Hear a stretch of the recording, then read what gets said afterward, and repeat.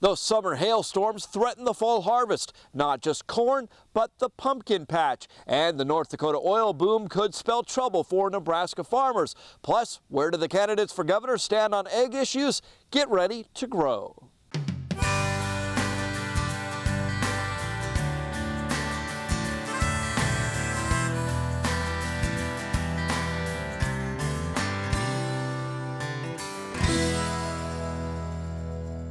A new farm bill ushers in big changes as farmers try to manage risk. Ag Secretary Tom Vilsack unveiled significant reform this week. Direct payments are now a thing of the past. The new programs are called Ag Risk Coverage and Price Loss Coverage. Both offer farmers protection when market forces cause a drop in price or revenue. Producers have through next spring to choose a program. Online tools are available to help. There's a link on the USDA website. To begin the process of choosing a new program, starting tomorrow, farm owners can update their yield history and or reallocate base acres. Just go to your local farm service agency. Letters sent this summer enabled farm owners and producers to analyze their crop planting history, and that will help decide whether to keep base acres or reallocate them according to recent planting. Meanwhile, a conservative group says the Farm Bill is a failure when it comes to reform. According to Heritage Action for America, an AP review shows cuts to the nation's food stamp program are only affecting 4 states. That's far from the sweeping overhaul Republicans had pushed. It's unclear whether the law will realize the estimated $8.6 billion in savings over 10 years. The group also tackles farm programs. An analysis of agriculture's latest commodity price forecast shows payments could range as high as $8.4 billion, more than twice the amount the Congressional Budget Office projected in April would be paid. Here in Nebraska politics, heavy hitters come to bat for Pete Ricketts, saying he's the clear choice for agriculture.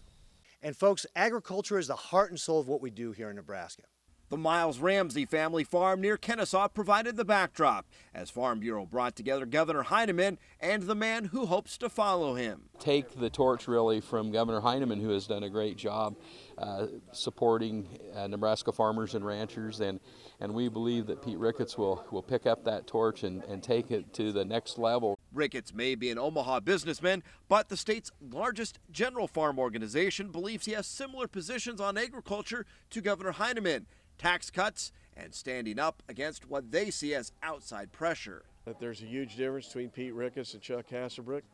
Pete Ricketts is for property tax relief. He is pro-agriculture. He's willing to stand up against the EPA and HSUS. We've got to be on guard against these outside groups who are going to try and come into the state to change our way of life. The EPA with their Water the U.S. rule is one example. My opponent thinks that's a good idea. I absolutely disagree. This is a rule that needs to be reversed. Heineman fell short in his attempt to lower the value of farmland for tax purposes, but thinks Ricketts can get it done. I actually think with the change in the legislature, you can get that done in the next legislative session. Term limits will bring new faces to the legislature, and Ricketts believes they'll take another look at taxes that farmers call a huge burden. And I hope to work with state senators like them to be able to build that consensus around property tax relief and really get that relief that Nebraskans deserve. Meanwhile, Chuck Hasselbrook says he's been a lifelong champion for rural Nebraska. The Democratic contender for governor was previously head of the Center for Rural Affairs. He says he will fight for ethanol and rural education. And on the issue of property taxes, says his plan differs from Ricketts and Heineman. Well, I think the better approach to address property taxes is to increase property tax credits and maybe target those credits a little bit better. I think we need some new credits that are focused more on family farmers and ranchers and on modest income homeowners. You know, the current property tax credit we have, the biggest beneficiary in the state is Ted Turner because he's the largest landowner. I'm not sure he's the one who most needs property tax relief. Hasselbrook has been endorsed by Nebraska Farmers Union, saying he will support renewable energy and rural economic development. An oil boom is putting farmers in a bind. Farmers in the Dakotas and Minnesota can't ship their grain because of a lack of rail cars. That means grain elevators are full, they can't ship their grain to sell it, and they can't fill their elevators with any more grain. So while it sits there, farmers are losing money. Experts say the holdup is because of a boom in the oil and gas industry. A lot of this just stems from the significant demand for rail cars, and in particular power, so locomotives, and track space coming from the Bakken Shale. So the oil, the natural gas and fracking that's going on up there has just kind of created this strong source of demand for rail transportation and has led to this issue. He doesn't think this transportation problem will spread to other states, but the oil boom doesn't look to be slowing anytime soon. And here in Nebraska, Governor Dave Heinemann says he's working with State Ag Director Greg Ibaugh to ensure this isn't a problem for Nebraska's harvest. We've communicated with the Burlington Northern and the Union Pacific about our concern, how it relates to agriculture. So I hope that'll open up and we'll be able to get grain to all the ports that we need to get to. We need to export our ag products all over the world. We're a big exporter and the world needs Nebraska beef, pork, soybeans, corn, and all the rest of our products. With the world population expected to reach 9 billion by 2050, we need more young people to go into careers in agriculture. The good news, more kids than ever are part of FFA. As we've reported here on Grow, FFA is at an all-time high in Nebraska, and now we've learned the same is true nationwide. Membership stands at 610,000 across the country, up 20,000 kids over last year. A new $50 million lab will help farmers produce more while protecting valuable natural resources. Kansas State has received a $50 million grant to establish the Feed the Future Innovation Lab for sustainable intensification. The goal is to reduce worldwide hunger and preserve our resources because we aren't getting any more land. It's important because we need to preserve our natural resources.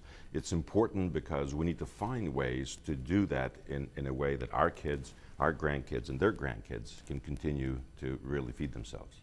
The lab will focus on countries in Africa and Asia. Corn research gets a boost with a $2 million gift from the Corn Board to the University of Nebraska. The money will support a professor with a focus on finding new uses for corn. Similar positions exist for wheat and soybean research.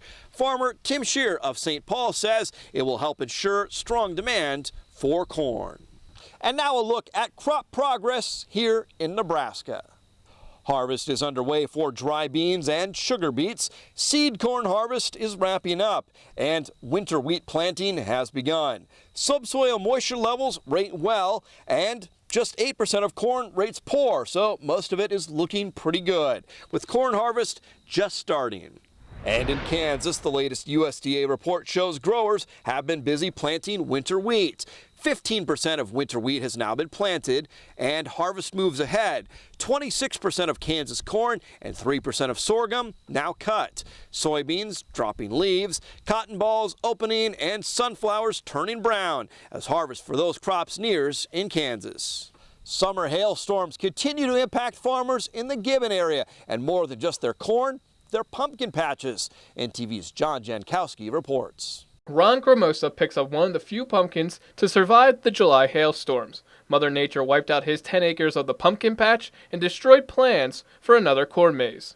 It just changed from crops looking really good and the pumpkin patch looking super to completely wiped out. Besides the attractions, the storm killed more than 700 acres of crops. Gramosa says from this spot, all you can usually see is orange. With thousands of pumpkins non-existent, he is more disappointed for his visitors. I'm sure a lot of the people and the kids around, we're probably more disappointed than anybody because we like to see all the people and the groups come out, and it's a fun time for us in the harvest and the fall of the year. We just really enjoy that. Oh, good job! Kids won't be able to use the pumpkin slingshot. Viewers on our Facebook page were sad to hear the news. Jamie says, "We were just talking about going back this year."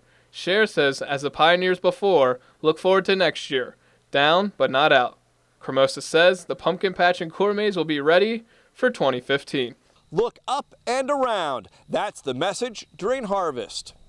Nebraska Public Power encourages farm workers to look for overhead electric lines. If farm machinery accidentally becomes entangled, it can be deadly. If it happens to you, stay in the combine or tractor and call for help.